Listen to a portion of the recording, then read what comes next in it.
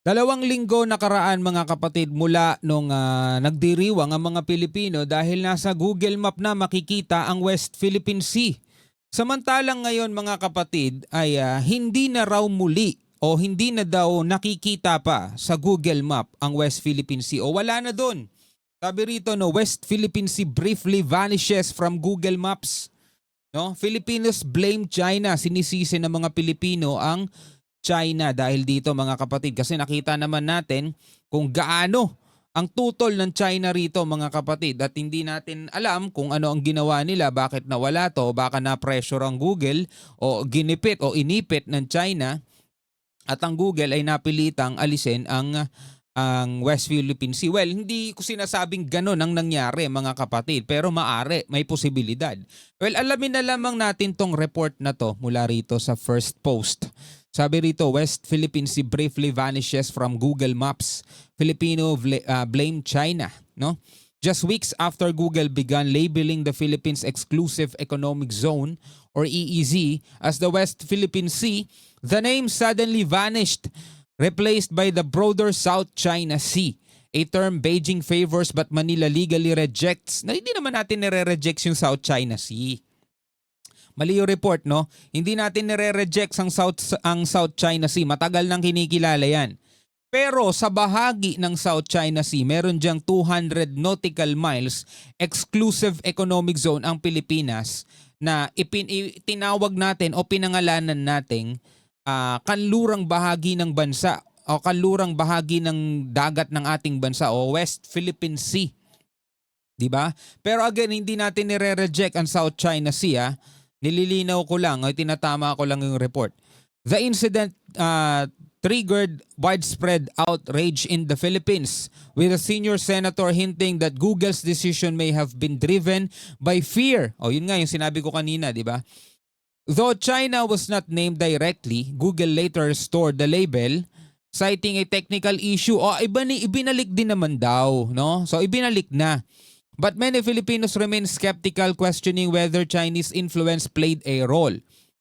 China, for its part, previously reiterated that the South China Sea is the globally recognized name despite a 2016 International Tribunal ruling in favor of the Philippines. Well, totoo naman ang sinabi ng China, yan ay nare-recognize ng buong mundo as South China Sea. Pero nare-recognize din, mga kapatid, ng maraming bansa o buong mundo etong tribunal o etong 2016 arbitral ruling na pinawalang bisa yung 9-dash line claim ng China. 'Di ba? Wag lang tumutok ang China doon sa South China Sea. Oo, alam ng buong mundo 'yan, kinikilala yan, matagal nang ipinapangalan yan diyan sa karagatan na yan. Pero yung 9-dash line nila hindi. 'Yun ang malinaw.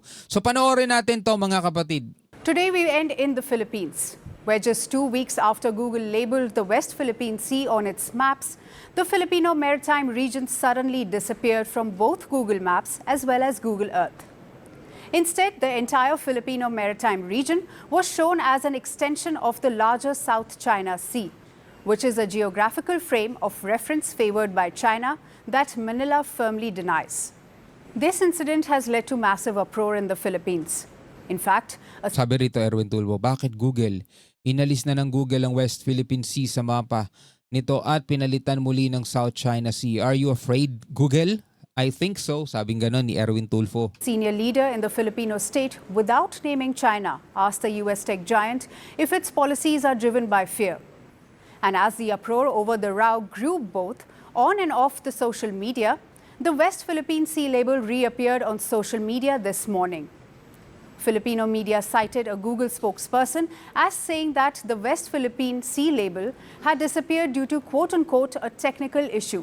May posibilidad mga tol. Pwede naman talaga mangyari yun eh. Kasi bago lang eh, di ba? 2 weeks later pa nga lang mula nung nailagay itong West Philippine Sea map, di ba? Label.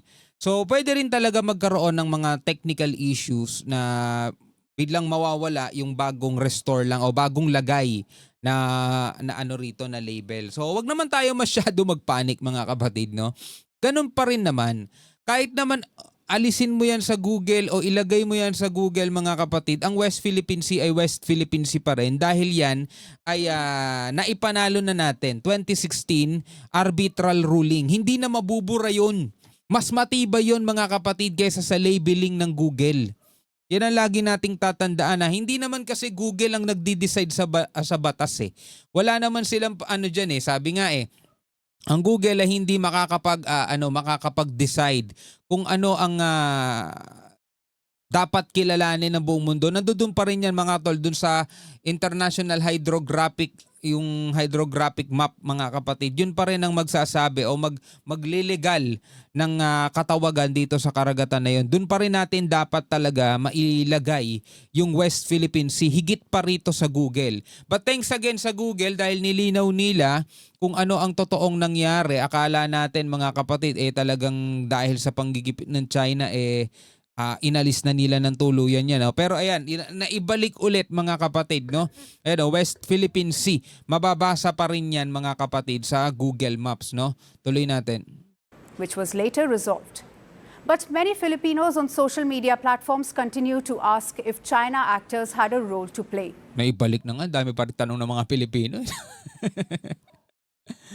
In the brief disappearance of the West Philippine Sea label on Google Maps. Kasi mga tol, kung inipit ng China to, kung ginipit ng China to, hindi na maibabalik agad yan mga tol. Ano yun? Nagipit sila saglit tapos ibinalik din nila saglit. Ibinalik din nila ulit. Hindi yun. Siguro, ako naniniwala ako makatotohanan yung technical issues kesa dun sa panggigipit ng China. Kasi, pero mo ibinalik eh. Natakot sila saglit tapos ibinalik din nila o na-realize nila, teka, bakit tayo natatakot sa China? Hindi naman nila tayo kontrolado, di ba? So tuloy natin mga tol. The West Philippine Sea label first prominently appeared on Google Maps on 14th of April. China, which claims the West Philippine Sea as its own despite an international tribunal ruling against it, was the first to be infuriated. Diba? Against international tribunal, against it. Diba? Wala na kasi talagang bisa mga kapatid, no? Kumbaga pagbabasehan natin legality, pagbabasehan natin legalidad ha, wala talagang pinanghahawakang legality, legitimacy etong China. Ang meron lang sila mga kapatid is yung ugali nitong CCP, etong lakas at puwersa nila na ginagamit nila pang intimidate sa mga maliliit na bansa. Yun talaga meron sila mga tol. Diba? It's either sumunod ka o tatakutin ka nila kung ayaw mong mangyari sa iyo yung mga ganitong bagay, kung ayaw mong makaaway kami, kung ayaw mong gerahin ka namin. Ganun ang pananakot nila mga kapatid.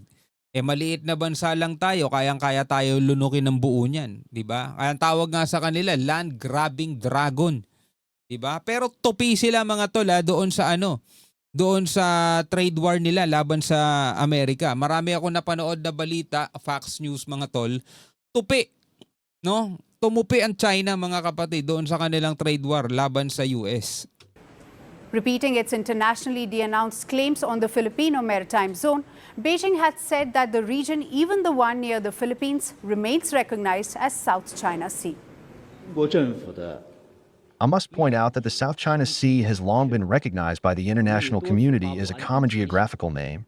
Common geographical name. It doesn't mean you own that sea.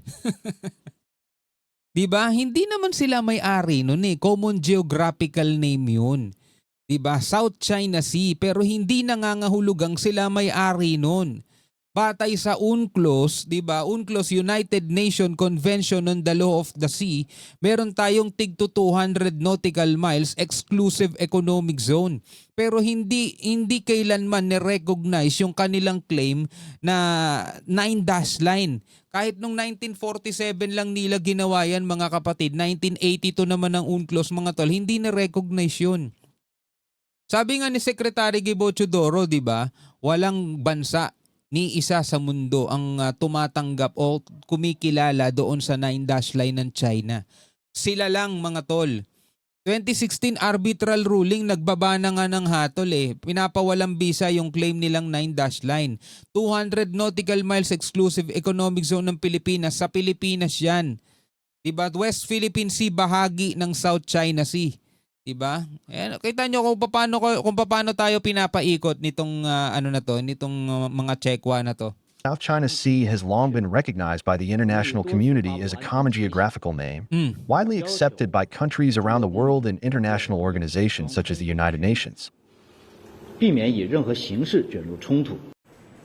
Meanwhile, the Philippines Di ba? Kita nyo kung paano nila pinapaikot mga tol. O kinikilala daw ng international law ng United Nations. Common geographical name nga eh. Pero sinabi ba niya na ito'y kinikilala ng United Nations as part of China's territory? Wala siyang nabanggit na ganun. Bakit? Kasi alam naman niyang hindi talaga kinikilala ng United Nations as part of China's territory yun, di ba? Sila lang ang mga kapatid ang nagsasabi nun, teritoryo nila yon, hindi. South China Sea, oo, common geographical name, pero hindi nangangahulugan na teritoryo yan ng China. under a 2024 law does not recognize a common geographical name for its maritime 避免以任何形式卷入冲突。 Meanwhile, the Philippines under a 2024 law does not recognize a common geographical name for its maritime zone. Manila's law books have been clear that its exclusive economic zone is named West Philippine Sea. Oh, West Philippine Sea. Alam nga na tawagin nating South China Sea pa rin yun. 2012 pa ata, no? O 2012, 2013 nung ipinag-utos ni Pinoy. Si Pinoy pa yon mga kapatid. Siya pa ang presidente nun. Ipinag-utos niya, naglabas siya ng executive order na gamitin na yung pangalang West Philippine Sea sa lahat ng sangay ng gobyerno bilang pagkilala o bilang tawag natin dito sa parting to ng ating karagatan. Para hindi na tayo malito. Alam nga lagi nating tinatawang EEZ yan. EEZ may EEZ rin tayo sa kabilang side eh. 'Di ba? EEZ rin natin yun, nakapalibot sa atin yun, nakapaikot sa atin yun na parang bubbles eh. Ngayon, para matukoy natin kung anong tinatawag nating EEZ, tinawag natin siyang WPS o West Philippine Sea. Diba? So yan ay pinangalan na ni Pinoy. And not South China Sea as Beijing claims. This is why the Google Map update to label the West Philippine Sea had been seen as a key contribution to what Manila views as the truthful representation of the region. And even as the Filipino geographical label got replaced by the Chinese one on the Google Maps, even briefly, the question remains, was this a mere technical glitch, as Google claims, or a geopolitical move influenced by external pressure?